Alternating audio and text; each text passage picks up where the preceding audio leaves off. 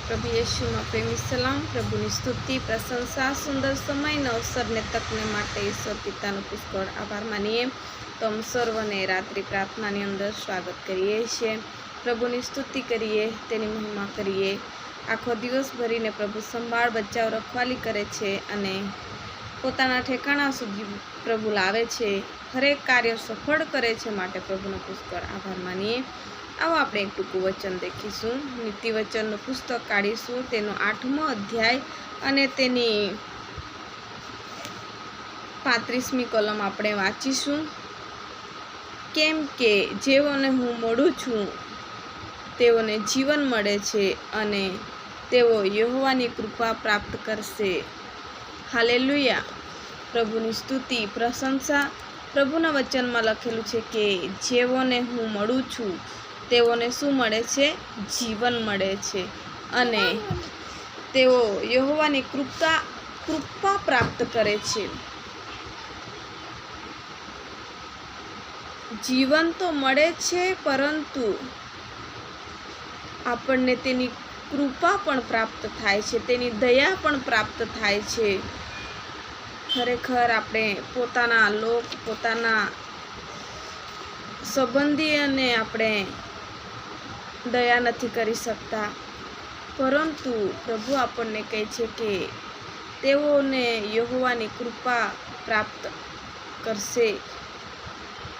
પ્રભુની કૃપા મેળવવું એટલે બહુ મહત્વની બાબત કહેવાય।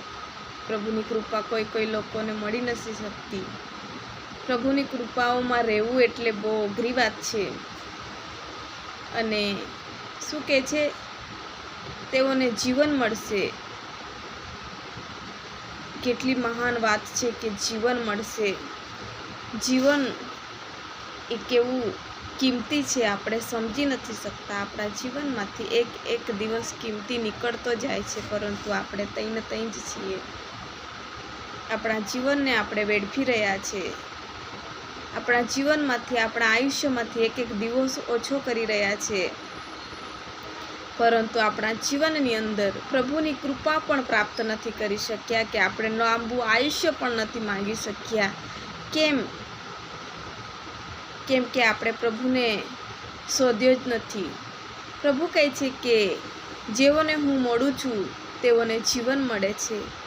હા, આપણે આપણા જીવનને તપાસ કરવાનું છે। ખરેખર આપણને પ્રભુ મળ્યા છે? ખરેખર આપણને જીવન મળ્યું છે? ખરેખર તેની કૃપામાં આપણે છીએ? એ આપણા જીવન તપાસ કરવાની બહુ જરૂરી છે। અને ખરેખર પ્રભુ જ્યારે આપણને મળે છે ત્યારે આપણા જીવનની અંદર તેની કૃપા હંમેશાને માટે ટકી રહે છે। એની કૃપા ક્યારેય ખૂટતી નથી, એની દયા ક્યારેય ખૂટી જતી નથી। આપણને પોતાના છોડી દેશે, પણ પ્રભુ આપણને ક્યારેય છોડશે નહીં। માટે હંમેશાને માટે પ્રભુની કૃપામાં રહેવાની કોશિશ કરવાનું। આ છેલ્લા અને ભૂંડા દિવસમાં કોઈનું નથી, પરંતુ પ્રભુ આપણો છે, એ આપણે વિશ્વાસ રાખવાનો છે। એક દિલાસો છે આપણી પાસે કે પ્રભુ તો આપણી સાથે છે। હા, ખરેખર આ સમયે પ્રભુની સાથે રહેવું બહુ જ મહત્વની વાત છે। આવો આપણે એક ટૂંકી પ્રાર્થના કરીએ। ધન્યવાદ પિતા, પુત્ર, પવિત્ર આત્મા, દેવ, તારી સ્તુતિ કરીએ છીએ। તારા વચનમાં લખેલું છે કે હું જેઓને મળું છું તેને જીવન મળે છે અને તેના ઉપર મારી દયા હંમેશાને માટે રહેશે। હે મારા પરમેશ્વર પિતા, તું અમને મળ્યો માટે તારો આભાર માનીએ।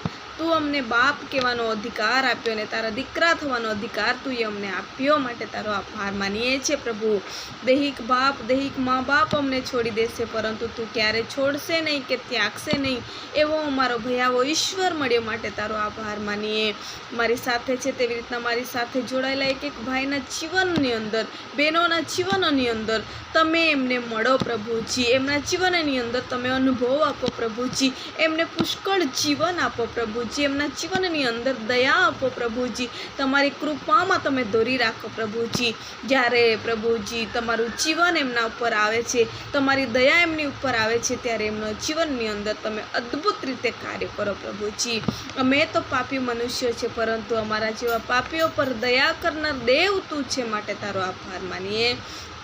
આખો દિવસ અમે કામ કરીએ છીએ, મહેનત મજૂરી કરીએ છીએ, ત્યારે પ્રભુજી મુસાફરીની અંદર રહીએ છીએ ત્યારે તારી દયા હોય છે અને તારું આપેલું જીવન અમારી જોડે હોય છે. માટે અમને હરેક ખતરા મુસીબતથી તું બચાવે છે, માટે અમે તમારી સ્તુતિ કરીએ છીએ પ્રભુજી.